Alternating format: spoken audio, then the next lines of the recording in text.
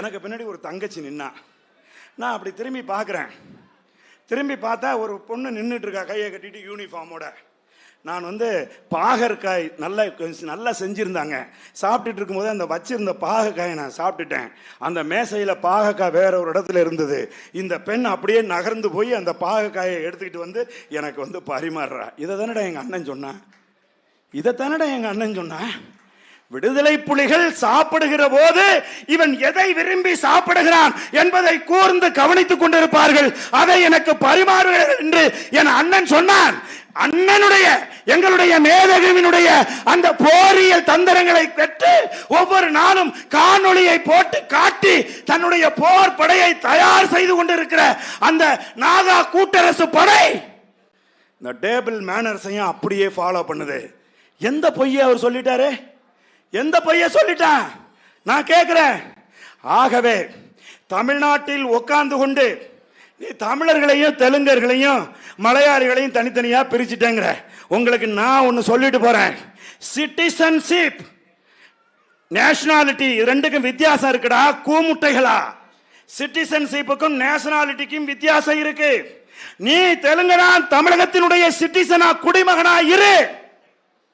நீ மலையாளியா தமிழகத்தின் குடிமகனாக இரு. எங்களுக்கு அது பிரச்சனை இல்லை. ஆனால் இந்த நிலப்பரப்பு தமிழ் தேசிய இனத்தின் தமிழ் நேஷனாலிட்டியினுடைய தமிழனுக்கும் தமிழச்சிக்கும் பிறந்த தமிழ் பிள்ளைகளின் நிலம் என்பதை நீ மறந்து விடாதே. யாரா பிரிக்கிறது? யாரு பிரிக்கிறது? 60 வருஷமா நீங்க ஆட்சி செஞ்சுவிட்டு உட்காந்து கேள்வி கேட்குறீங்க. எதுக்கு நீங்க இப்ப தமிழ் தேசிய கூட்டணின்னு ஒன்று ஆரம்பிக்கிறீங்களே? எதுக்கு? 1.5 லட்சம் தமிழர்கள் கொன்று குவித்த போது யாரும் எதிர்த்து கேட்கல, யாரும் போராடல. அதனால நாங்க இந்த கூட்டணியை உருவாக்கி இருக்கோம். யார் இருந்தது 60 ஆண்டு காலமா இந்த நிலப்பரப்புல? யாரா இருந்தது? நீ தானே ஆட்சி செஞ்ச. அடுத்தடுத்து நீ ஆட்சி செய்த இந்த நிலப்பரப்பில் தமிழர்கள் அனாதையா கொண்டு குவிக்கப்பட்ட போது 1/2 மணி நேரம் நாடகம் 1 மணி நேரம் நாடகம் நடத்துனதுனால எழுந்து வந்தவன் தான் எங்கள் அண்ணன் செந்தமிழன் சீமான். இன்றைக்கு பெரும் படையோடு நிற்கின்றான். எங்க அண்ணனை வீழ்த்தி விடலாம், கூட்டணிக்கு கூப்பிடணும். எவனா பாரு, எவன் வாயை திறந்தாலும் சீமான் தனிச்சு நிற்கிறாரு. சீமான் தனிச்சு தாண்டா நிற்போம். தனிச்சு நிற்கிறது தான் எங்களுடைய கொள்கை.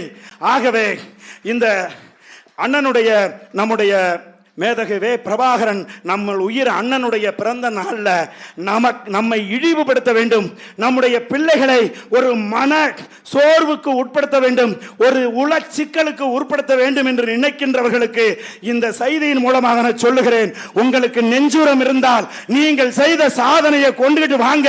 இந்த 14 ஆண்டு காலத்துல இந்த நிலப்பரப்புல எங்க அண்ணன் ஈழத்துக்காக என்ன செய்திருக்கிறான், இந்த மக்களுக்காக என்ன செய்திருக்கிறார் என்பதை நாங்க சொல்றோம்.